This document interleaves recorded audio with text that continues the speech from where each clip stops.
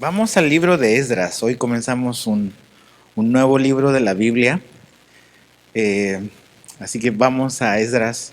Está después de Crónicas, de Segunda de Crónicas. Y vamos a estar iniciando esta serie en este nuevo libro. No sé qué tan como fanático o eh, como que te interese El Señor de los Anillos, pero a mí me gusta mucho ese libro y las películas igual. Y no sé si viste la trilogía del Señor de los Anillos, pero imagina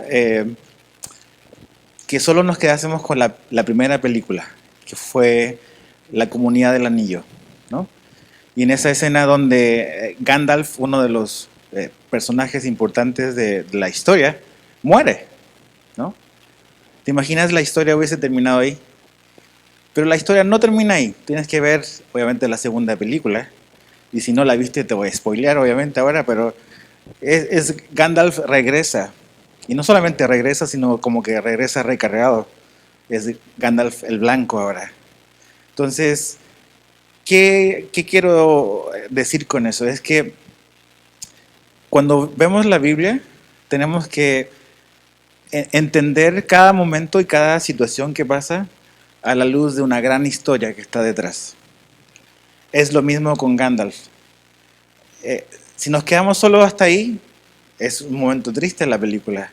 Como que no tiene sentido que alguien tan importante se haya ido así nada más. Pero a la luz de toda la historia, tiene mucho sentido lo que ocurre. Y cuando venimos a la Biblia, tenemos que hacer lo mismo. Tenemos que entender ese momento y esa circunstancia a la luz de la gran historia que está ocurriendo detrás, que no ha terminado. ¿Y por qué digo esto? Porque realmente la semana pasada la historia no terminó bien. Terminó con Judá siendo básicamente esparcido por Babilonia, invadido por Babilonia y muchos de los judíos deportados hacia Babilonia. Entonces, algo creo que es bueno como recordar cuando vamos transicionando a través de los libros de la Biblia, es que si pudiésemos como resumir la historia de Dios, la gran historia de Dios, la podríamos resumir como que en 4 actos, si fuese como una película, una obra de teatro. Y la primera es básicamente es la creación, o sea, ese es nuestro origen, Dios nos creó. La segunda escena en la historia de Dios es la caída. Lo echamos a perder. Ese es nuestro problema, que echamos a perder lo que Dios había creado. Pero después en la escena de Dios es la redención. Es Dios va a hacer algo para rescatar a la humanidad. Y es en ese proceso donde los judíos se encuentran, en ese proceso después de la caída, antes de la redención. Y finalmente la obra de Dios termina con cuando las cosas son restauradas, la restauración de todas las cosas. Dios va a hacer nueva todas las cosas. Y esa es nuestra historia, esa es la historia de Dios. Entonces, cada vez que nos encontramos con un libro de la Biblia, tenemos que recordar de que esta no es una historia aislada. Es un pedacito dentro de la gran historia de Dios. Y qué bueno que sea así y qué bueno que conozcamos toda la historia. Que Dios nos ha revelado que esto no termina acá, ¿no? Entonces, el libro de Esdras está originalmente en el mismo rollo que Nehemías. De hecho, son un solo rollo o son un mismo rollo.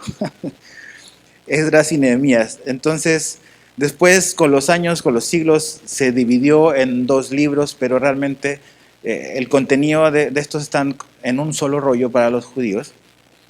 Y básicamente lo que encontramos en el libro de Esdras es este registro de los repatriados, de los que regresaron a Judá, el reino del sur, ¿se acuerdan? Después de 70 años de cautiverio en Babilonia. Y el propósito que Esdras nos va a mostrar es que el propósito principal de su regreso es obviamente recomenzar o reiniciar una nación, pero también muy muy claro desde el inicio es reconstruir el templo, ¿no? Entonces ese es el propósito. Nehemías tiene un énfasis no en el templo, sino en las murallas de la ciudad. Esdras tiene un énfasis en el templo. Entonces esas 2 cosas son las que hacen estos dos libros tan importantes. Ahora, ¿quién era Esdras? Esdras básicamente era un escriba y un sacerdote. Ese es Esdras, pero no va a aparecer luego. Lo vamos a ver ahí por el capítulo 7 recién. Entonces, pero es importante como tener todo esto. Ahora, vamos a leer el verso 1 y dice, en el primer año de Ciro, rey de Persia, para que se cumpliera la palabra del Señor por boca de Jeremías, el Señor movió el espíritu de Ciro, rey de Persia, y éste hizo proclamar por todo su reino y también por escrito, y ahí vamos a parar, ahí va a decir qué es lo que él como que proclamó. Pero ¿qué es lo que estamos viendo aquí? Primero como con un contexto histórico. Entonces voy a pedir si pueden proyectar la imagen del mapa. En el mundo, ahí está. Todo lo que ves, esa mancha de gris, es el imperio medo-persa. Todo eso es lo que dominó. Los medo-persas vinieron a reemplazar o a sustituir o a tomar lo que Babilonia tenía. Entonces ya no está Babilonia en escena, ya no está Nabucodonosor, y los medo-persas son los que están dominando el mundo, básicamente el mundo conocido, que es Oriente en este momento. Entonces, la historia, el primer versículo nos pone enseguida en qué año es este, no tenemos que adivinar, nos dice que es el primer año de Ciro. Entonces, eso es el 500 y algo. Entonces, ese es el punto histórico donde este libro comienza.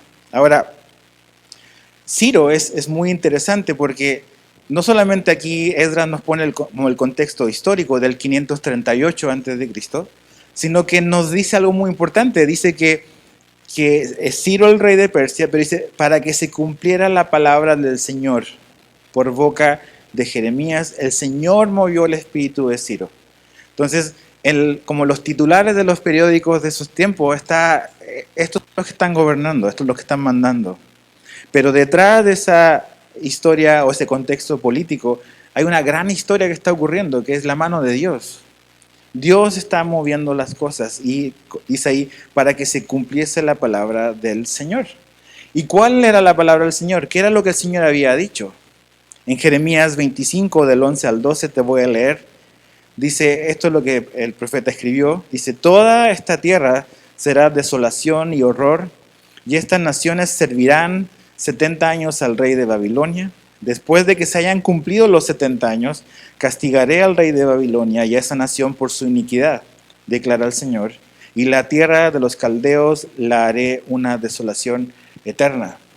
Pues claramente Jeremías dice, esta deportación, este cautiverio solo va a durar 70 años.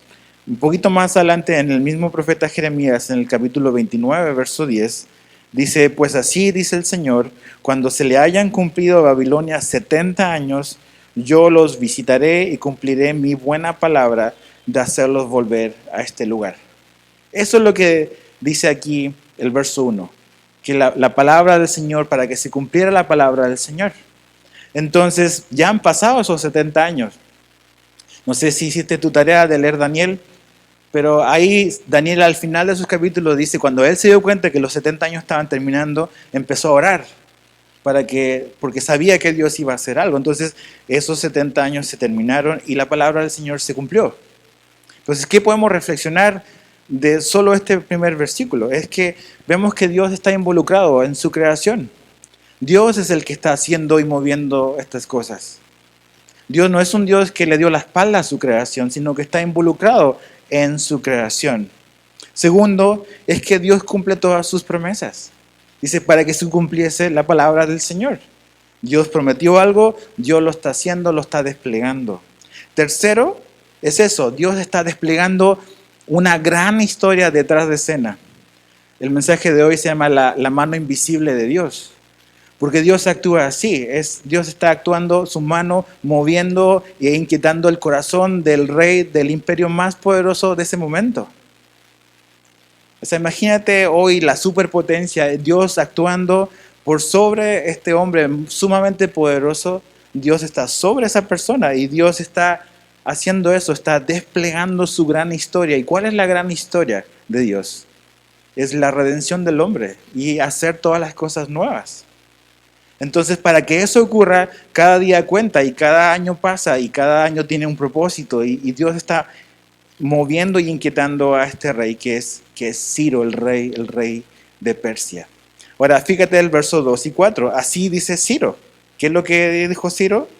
Rey de Persia, el Señor, el Dios de los cielos, me ha dado todos los reinos de la tierra. Y Él me ha designado para que le edifique una casa en Jerusalén, que está en Judá. El que de entre todos ustedes pertenezca a su pueblo, sea su Dios con él. Que suba a Jerusalén, que está en Judá, y edifique la casa del Señor, Dios de Israel. Él es el Dios que está en Jerusalén. Y a todo sobreviviente en cualquier lugar que habite, que los hombres de aquel lugar lo ayuden con plata y oro, con bienes y ganado, junto con una ofrenda voluntaria para la casa de Dios que está en Jerusalén. Entonces viene Ciro y hace este edicto y él empieza a decir, no es que Dios me escogió. De hecho, cuando habla aquí del Señor, está hablando de Yahvé, está hablando del Dios de los judíos, no está hablando de un Dios ambiguo y general, sino está hablando específicamente de Yahvé, del Dios de los judíos. Y él está reconociendo básicamente que Jehová, el Señor, lo escogió a él, lo llamó a él para cumplir un propósito grande, un propósito eterno, que básicamente es edificarle una casa, dice, en Jerusalén, en Judá. O sea, como que volver a construir el templo del Señor de Jehová en Judá. Entonces, es impresionante que el monarca de la superpotencia en ese momento diga algo así, ¿no? Ahora, lo más asombroso todavía es qué hay detrás de eso. Porque bajo la inspiración del Espíritu Santo, 150 años antes de que siquiera existiese este hombre, Ciro el Grande, el profeta Isaías, inspirado por Dios, anticipó la venida de este hombre. Y por nombre. No es nada más como algo genérico. Si eres de los que tomas notas, puedes escribir Isaías 44, 28, Isaías 44, 28, Isaías 45, 1 e Isaías 45, 13. Yo solo quiero leerte el de Isaías 44, 28. 150 años antes, esta profecía dice, el que dice de Ciro, él es mi pastor, y él cumplirá todos mis deseos. Y dice de Jerusalén, será reedificada, y al templo serán echados tus cimientos. Y lee los otros versículos después. ¿Te imaginas? Y te das cuenta que Ciro sabe de eso. Ahora, ¿cómo supo Ciro de esa profecía de Isaías? La Biblia no nos lo dice. Flavio Josefo, por ejemplo, un historiador del primer siglo, dice que es Daniel el que le dijo eso. Y es posible, porque Daniel, después de Nabucodonosor, pasaron muchos imperios y Daniel siguió sirviendo para gobernantes y tuvo contacto con los medo-persas. Es probable que a lo mejor Daniel le dijo, oiga, rey, ¿sabe que hay hace 150 años atrás que alguien lo identificó a usted con nombre y apellido? ¿Ah, sí, en serio? ¿Te imaginas, Ciro? Como que con nombre. Se llama Ciro y esto es lo que va a hacer. Y lee todas esas profecías. Dice que Dios le iba a allanar el camino para conquistar. Todo eso Dios lo había dicho 150 años antes. Entonces dices, ok, la Biblia no es un libro de hombre. Una de las cosas por las cuales yo creo que la Biblia es la palabra de Dios es por la profecía. Cosas que Dios dice antes, muchísimo tiempo antes, y suceden. Entonces, Ciro es el elegido para cumplir con un propósito, que es básicamente dejar que los judíos regresen a su tierra y que puedan reconstruir el templo.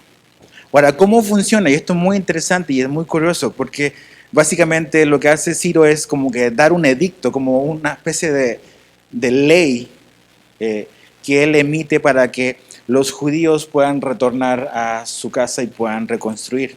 Es como un programa, básicamente, ¿no?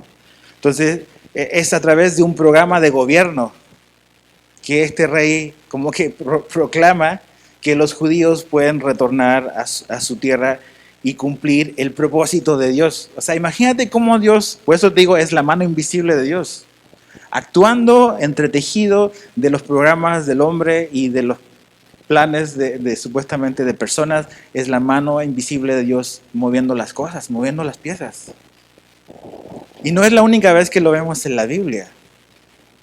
Piensa un poco en el censo que mandó a hacer el César en la época de José y María, para que José y María estuviesen en el lugar donde Jesús tenía que nacer. O sea, al César se le ocurrió hacer un censo, donde cada quien tenía que ir y estar en su tierra. ¡Qué coincidencia! ¿No? Justo en esa época que Jesús va a nacer. ¿Para qué? La mano invisible de Dios, la providencia de Dios, interviniendo en cosas que se ven como políticas, como gobiernos, como asuntos humanos, pero Dios moviendo las cosas para que sus propósitos se puedan cumplir. Ahora, nos queda muy claro que se repite en esta parte y después lo vemos que se repite varias veces, que el propósito es regresar, pero el propósito es reconstruir el templo. Esa es la misión. Y los que van a ir y a los cuales básicamente Ciro está como que convocando es para que vayan los que son de allá. Los llama a ir, vayan a su tierra y reconstruyan. En el verso 3. Y en el verso 4 es apoyen económicamente los que no van a ir, ¿no? Entonces es interesante eso. Como unos son llamados a ir y otros son llamados a apoyar económicamente este propósito. Y lo tienen que hacer voluntariamente, no es nada obligado, es voluntariamente, lo repite 2 veces en este capítulo. Entonces, eso me llama mucho la atención que Ciro entiende muy bien, porque Dios lo está guiando, aunque es un rey pagano. Entiende muy bien que si es que Judá va a experimentar algún tipo de restauración nacional, por decirlo de una manera, para que eso ocurra, primero tiene que ocurrir otra cosa. Tiene que haber una restauración espiritual. Antes de una restauración como nación, tiene que haber una restauración espiritual. ¿A qué me refiero con eso? Es que si la nación va a existir, tiene que haber un templo. Tiene que estar la adoración a Dios como que instaurada nuevamente. Y creo que es importante eso, porque realmente esta historia para Judá terminó muy mal, porque ellos quitaron a Dios de sus vidas, quitaron a Dios de la escena.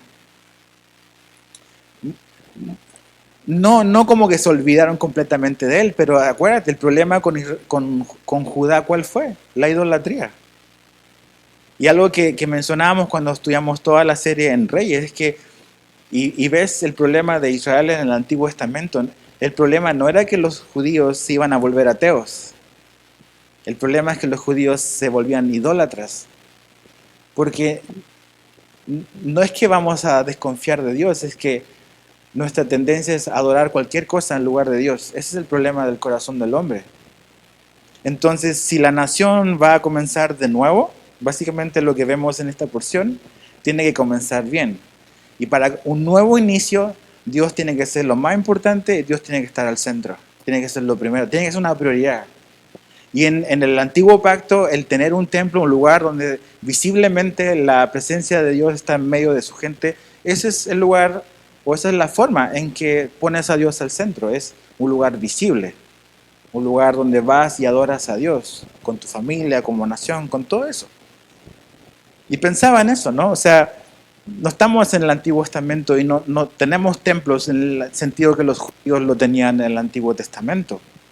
Pero creo que esto también debe ser algo que nos debe de, llevar a orar por eso. Y es que si esta nación de México va a cambiar, Dios tiene que estar al centro. Eso nunca va a cambiar para ninguna nación. Si México va a cambiar, los mexicanos tienen que cambiar. Y la única esperanza para que los mexicanos cambiemos es que Dios tiene que ser el centro y la prioridad de nuestra vida. Eso es.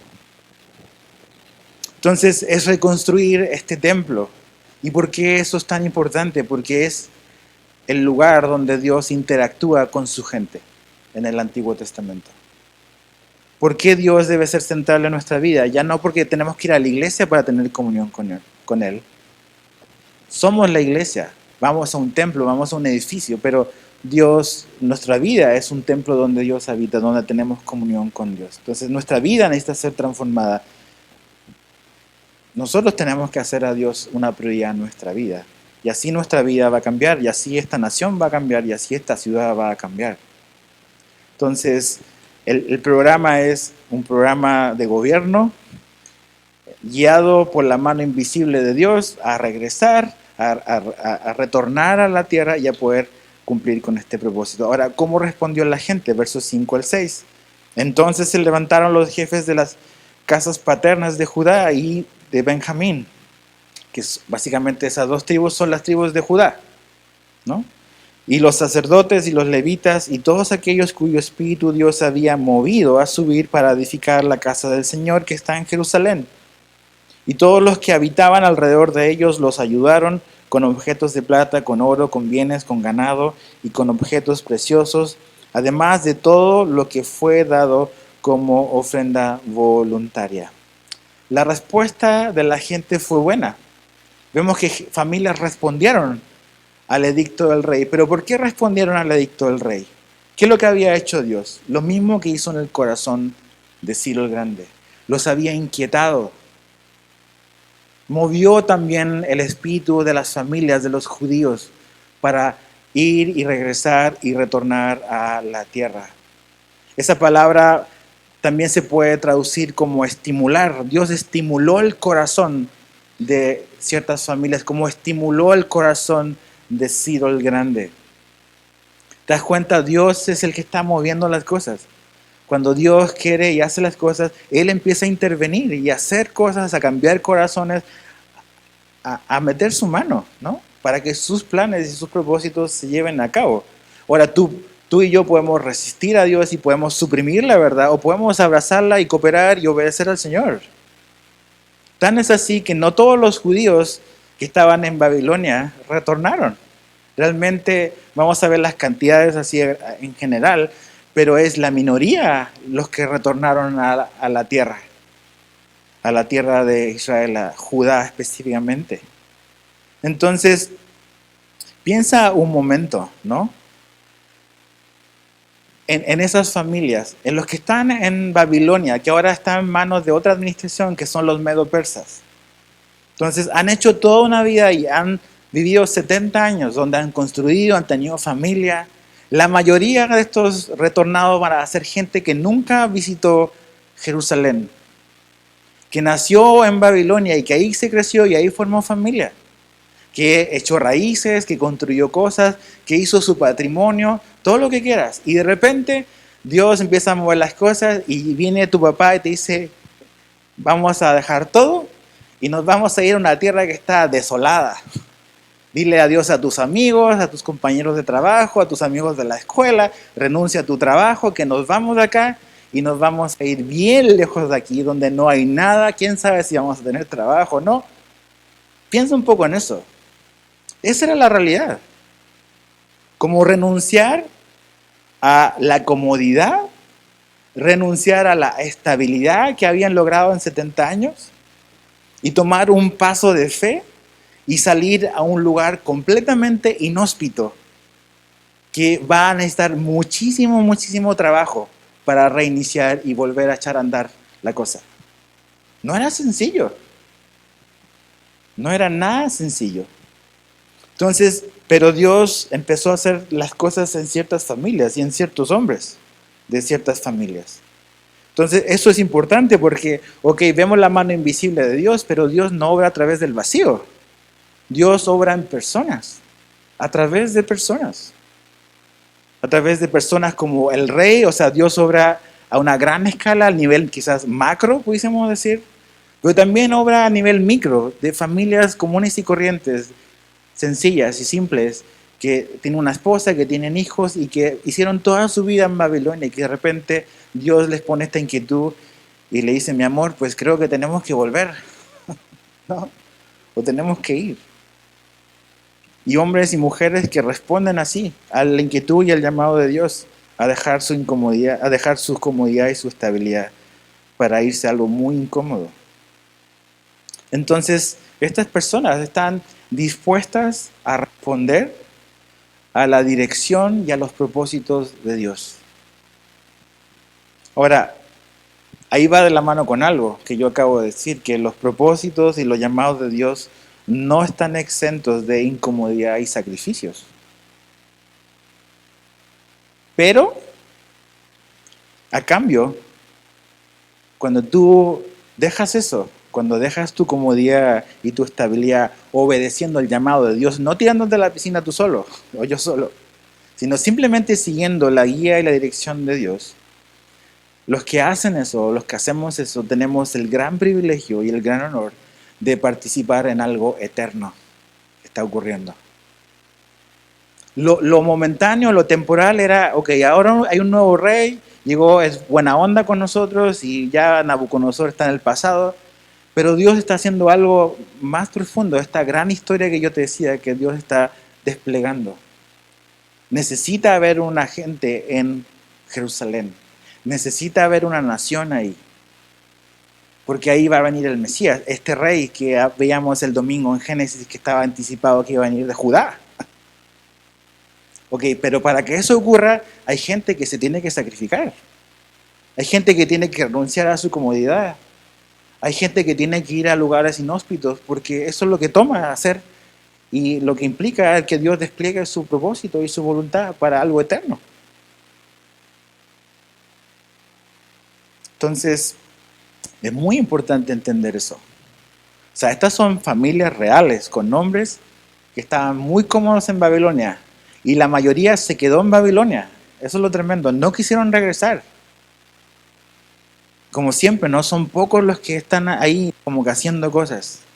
Como que siguiendo la dirección de Dios. Vemos en las iglesias en general, en esta y en muchas que conozco. Es un grupo muy pequeño, siempre los que están respondiendo a Dios. La gran mayoría tienden a ser espectadores, nada más. Entonces, aquí están estas familias. Ahora, fíjate el verso 7 al 11. También el rey Ciro sacó los objetos de la casa del Señor que Nabucodonosor, dice, se había llevado de Jerusalén y había puesto en la casa de sus dioses. Ciro, rey de Persia, los hizo sacar por mano del tesorero Mitrídates, que los dio contados a Seb-Basar, príncipe de Judá. Este fue su número: 30 platos de oro, 1000 platos de plata, 29 cuchillos duplicados, 30 tazas de oro, 410 tazas de plata de otra clase y 1000 de varias clases. Todos los objetos de oro y de plata fueron 5400. Seb-Basar los trajo todos con los desterrados que subieron de Babilonia. Entonces, ¿qué es lo que vemos acá? Como una restitución. O sea, realmente Dios les ha dado gracia a los judíos delante de los ojos de Ciro el Grande. Y les dice, básicamente, ok, agarran todos los utensilios que Nabucodonosor les confiscó hace 70 años. ¿Se acuerdan? Pueden leer Daniel 1, 1 y 2. Una de las cosas que hizo Nabucodonosor cuando llegó es, su gente no solamente quemó el templo, sino que se llevaron artefactos y utensilios del templo como trofeos de guerra. Bueno, viene Ciro el Grande y le dice, ¿sabes qué? Te vamos a devolver lo que queda y llévatelo, y hay como una restitución de estos accesorios. O sea, así la gracia de Dios, ¿no? Entonces muchas veces nosotros pensamos, no, es que tenemos que tener como que buenos conectes, ¿no? Para que la autoridad como que sea buena onda con nosotros y como que ganarnos el favor. Dios puede mover así el corazón de alguien, así.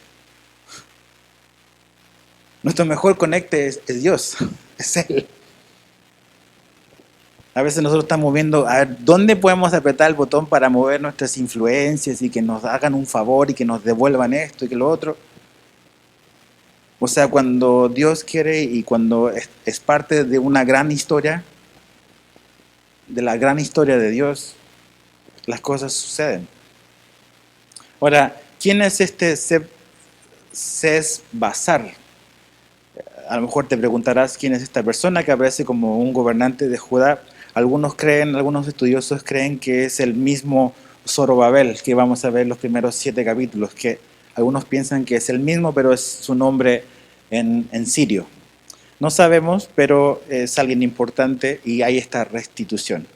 Ahora, capítulo 2. Ahora, no te asustes, yo sé si leíste en anticipación, aquí hay cientos de nombres, no los vamos a leer todos, ¿ok? Nada más te voy a hacer un resumen Del verso 1 del capítulo 2 al verso 63 está el registro de los retornados. Ahora, para nosotros a lo mejor dice, a mí no significa nada, pero créeme que para ellos y sus familias sí significaba algo. Es como cuando ven los créditos de las películas, el que apareció en la película está esperando nada más ver su nombre aparecer y su familia, para que le crean que participó. Entonces, aquí están los registros de estas personas. Dios, el Espíritu Santo, cree y los honra poniendo sus nombres. Estos fueron los hombres y mujeres de fe que dejaron atrás su comodidad y su estabilidad para aventarse a lo inhóspito y ser parte del plan de Dios. Quiero que vayan sus nombres. Ahora, por cosas de tiempo no lo podemos leer nosotros, pero léelo tú en tu casa. Entonces, los primeros 11 hombres, solo voy a leer los primeros versículos. Dice, estos son los hijos de la provincia que subieron de la cautividad, de los desterrados que Nabucodonosor, rey de Babilonia, había llevado cautivos a Babilonia, y que volvieron a Jerusalén y a Judá, cada uno a su ciudad, los cuales vinieron con Zorobabel. Ese es el gobernador, el más importante en los primeros 7 capítulos, Zorobabel. Dice Jesúa, Nehemías, no es el Nehemías del libro de Nehemías, es otro Nehemías, ¿ok? Seraías, Relaías, Mardoqueo. Mardoqueo tampoco es el de Esther, es otro Mardoqueo. Bilsán, Mispar, Bigvai, Reum y Bana. Son 11 hombres, si no mal cuento rápido, son hombres prominentes que básicamente es una mezcla de hombres políticos y hombres religiosos. Son los primeros que mencionan así como que por nombre. Después empieza a hablar de los hijos de los hijos de este otro, son números así grandes, pero básicamente es el registro de estas personas que respondieron a la inquietud y al estímulo de Dios en sus corazones de es tiempo de regresar, porque el tiempo que Dios dijo aquí se terminó para nosotros y tenemos que volver. Hay trabajo por hacer y Dios los honra. Ahora, baja hasta el verso 64, que es donde lo vamos a retomar. Capítulo 2 de Esdras, verso 64. Dice, toda la asamblea reunida era de 42.360, sin contar sus siervos y siervas, que eran 7.337, y tenían 200 cantores y cantoras. Sus caballos eran 736, sus mulos 245, sus camellos 435, sus asnos 6.720. Entonces, aquí están la cantidad de retornados. Y la cantidad de retornados es de 49.897 personas. Esos son el grupo. 49.897 personas son las que retornaron en esta primera oleada. Entonces, si pueden poner la segunda lámina, Irán, por favor. Ahí va a aparecer en pantalla, a lo mejor está muy pequeño, pero lo puedes ver los que están cerca, de estos retornos de los judíos hacia Judá, hacia Jerusalén, fue en 3 oleadas, básicamente en 3 grupos. El primer retorno es el 538, como dice ahí, y está encabezado por Zorobabel, el primer nombre en la lista que vimos, que es el gobernador. Ahí está, 4.897 retornados. Y esa es la historia que encontramos en Esdras del capítulo 1 al capítulo 6. El segundo grupo de retornados ocurre el 457 a.C. y está encabezado ahora sí por Esdras, el escriba y el sacerdote, bastantes años después. Y con Esdras son 1.754 retornados. Y esa es la historia que vemos en el capítulo 7 hasta el 10. El tercer y último grupo, que es un número desconocido, ocurre el 444 a.C. y está encabezado ahora sí por Nehemías, el del libro de Nehemías. No sabemos cuánta gente, no hay un registro de cuántos fueron con él a Judá. En esas 3 oleadas, los judíos retornaron a su tierra. Ahora, realmente es un número pequeño. O sea, los historiadores dicen que realmente la gran mayoría, y de hecho tan es así que, si no mal recuerdo, no sé si es en Jeremías o en Isaías, Dios como anticipa que solo un pequeño remanente son los que van a querer regresar a la tierra. ¿Por qué?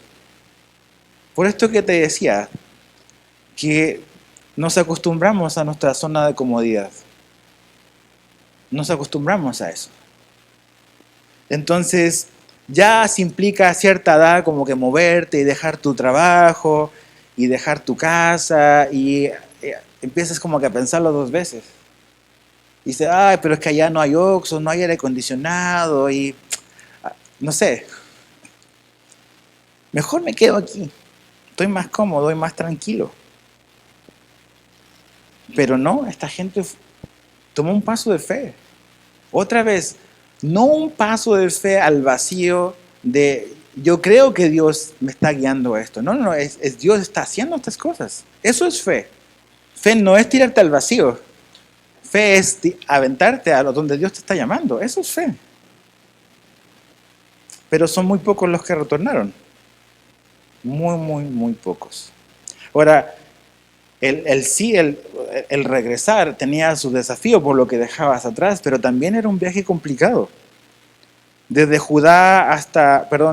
Babilonia hasta Judá y hasta Jerusalén, era una distancia más o menos aproximada de 1440 kilómetros. En esos tiempos, ese viaje tardaba 4 meses. Puedes leer después Esdras 7, verso 8 y 9, y ahí puedes sacar las matemáticas. Son 4 meses de viaje, donde el camino es peligroso. No solamente dejar tus cosas, sino, a ver cómo nos van en ruta, ¿no? Entonces, por donde lo veas, es complejo. Es complejo. Pero ahí ves la fe. Dios usa a la gente de fe. La gente que le cree a Dios y que obedece. Que está dispuesta a enfrentar dificultad y tomar pasos y sacrificar algo, pero ser parte de algo grandioso que Dios está haciendo, que a lo mejor no siempre se ve. O sea, acuérdate, Babilonia era un lugar esplendoroso, o sea, sus jardines son cosas de las maravillas del mundo antiguo. De repente cambiar eso, cambiar los rascacielos, cambiar una ciudad moderna, donde puedes ir al teatro, puedes ir al cine, tienes todas las cosas para irte al campo donde hay piedra y hace calor. Y tienes que ir a romper y a machacarle la tierra a la piedra. Y a reconstruir y a restaurar casas que están demolidas. Ok, no está fácil, ¿verdad? Para eso se necesita ¿qué? Fe. ¿Y qué es fe? Es obedecer a Dios, donde Él te llama. Dios nos está obligando, inquietó el corazón, pero no todos respondieron. Estos 49,000, un poquito más de 51,000, sumando las 3 oleadas de gente que fue. Versos 68 al 69. Cuando algunos de los jefes de casas paternas llegaron a la casa del Señor, que está en Jerusalén, hicieron ofrendas voluntarias en la casa de Dios para reedificarla sobre sus mismos cimientos. Según sus medios, dieron al tesoro para la obra 61,000 dracmas, o sea que son 518 kilos de oro. 5,000 minas, que son 2,800 kilos de plata, y 100 túnicas sacerdotales. Entonces, ¿qué es lo que vemos acá? Que básicamente, pues, manos a la obra, ¿no? La gente empezó a lo que vinimos. O sea, nos movimos, dejamos todo eso, porque ya esto se tiene que empezar a mover. Entonces vamos a ver dónde están los cimientos del templo que quemaron y destruyeron los babilonios, y vamos a comenzar a echar a andar la obra. Algo que creo que es muy importante aquí, que habla de estos jefes de casas paternas que están liderando el proyecto y liderando a la gente a vamos a hacerlo. Y otro componente importante es que uno, daban voluntariamente para la obra, y segundo, daban según sus medios, de acuerdo a sus posibilidades. Y creo que esos son 2 buenos principios para dar. Damos voluntariamente, no es por una coerción de alguien, y damos de acuerdo a nuestras posibilidades. El que tiene más puede dar más, el que tiene menos dará menos, pero a lo mejor ese que tiene menos lo que da representa más para él, como la viuda que dio una pequeña moneda que estaba dándole todo, y Jesús dice, esa mujer dio más que todos, dice Jesús en el templo. Entonces están participando en la obra de Dios. ¿Ves? Dios puede levantar un templo así. Pero ¿cómo obra Dios? Otra vez lo que yo decía hace un rato. Dios obra a través de personas. Y Dios obra a través de los recursos de las personas. De tus recursos económicos, de tu tiempo, de tus talentos. Los ponemos a disposición de Dios y Dios toma algo muy pequeño e insignificante y hace algo muy grande e importante. Entonces, aquí algo que creo que vale la pena como que reflexionar es esto que yo decía, estos jefes de casas paternas como que liderando el proyecto. Entonces, si tú eres un varón y tienes familia o vas a formar una familia en algún momento, tú puedes marcar la diferencia de la dirección de tu familia. Josué le dijo a la gente, ustedes pueden hacer lo que quieran, pero yo y mi casa serviremos al Señor. Yo decido por mi familia. Yo guío a mi familia. Entonces no podemos ser pasivos en eso, varones, perdón. A veces hoy en día se dice mucho y se habla mucho que realmente son las esposas o las mujeres que están jaloneando a los hombres. Vamos a la iglesia. Pero realmente Dios nos ha llamado a tomar la iniciativa, a no ser pasivos en esto. Son estos hombres los que están al frente y están llevando el proyecto. Vamos a hacer esto, hay que comenzar por acá. No que te anden jaloneando, vamos a hacer las cosas de Dios. Toma la iniciativa, tomemos la iniciativa. Podemos marcar la dirección hacia dónde se mueve nuestra familia. Segundo, una manera en la que podemos participar en la obra de Dios es, como dije hace un rato, a través de los recursos que Dios nos da. Recursos económicos, recursos de talentos y recursos de tiempo. Tu tiempo, invertirlo en algo significativo, eterno, creo que es muy, muy importante. Verso 70, para terminar, dice: los sacerdotes y los levitas, algunos del pueblo, los cantores y los porteros y los sirvientes del templo habitaban en sus ciudades y el resto de Israel en sus ciudades. Y hasta ahí lo vamos a dejar hoy. Pero quiero terminar con algo. Vimos cómo Dios, la mano invisible del Señor, inquietó el corazón de Ciro el Grande, el hombre más poderoso sobre la faz del mundo conocido en ese momento. Vemos también que la mano invisible de Dios inquietó el espíritu y el corazón de familias sencillas a hacer algo. Vemos que estos propósitos, esta palabra del Señor que se tenía que cumplir, que Dios preparó de antemano, Dios llamó a estas personas a participar en eso que Dios había preparado de antemano. Ahora, si lo pensamos bien en esa frase, te debe hacer un eco, porque eso no es una verdad únicamente del Antiguo Testamento. En el Nuevo Testamento, esto es lo que escribe Pablo, Efesios 2:10. Porque somos hechura suya, creados en Cristo Jesús para hacer buenas obras, las cuales Dios preparó de antemano para que anduviéramos en ellas. Ahí está. Dios preparó cosas para que Ciro anduviera en esas cosas de antemano. Dios tenía un plan de antemano para Judá. Sí, a 70 años de disciplina, pero van a venir después el tiempo de retornar. Dios preparó cosas de antemano, pero esa gente tenía que levantar su mano y responder a lo que Dios los había llamado a hacer. De la misma manera, cristianos del Nuevo Testamento, tú y yo, es lo mismo. Dios preparó ciertas cosas para cada vida de ustedes, que es diferente a lo mejor a lo que Dios preparó para mí. Pero Dios preparó cosas y buenas obras para todos nosotros, para que andemos en ellas. Mi pregunta es, ¿estás caminando en esas buenas obras que Él preparó de antemano para ti? Son buenas obras. Y está el camino preparado. Ahora, como vimos acá, ese camino preparado no significa un camino sin incomodidad. O un camino como que así, sin saltos y sin sobresaltos y sin preocupaciones. No está diciendo eso. Pero si tú y yo andamos en esas buenas obras que Dios preparó de antemano, vamos a sentir deleite, vamos a cumplir con nuestro propósito. Vamos a poder ser parte de esta gran historia que Dios está desplegando. en el mundo que Él creó.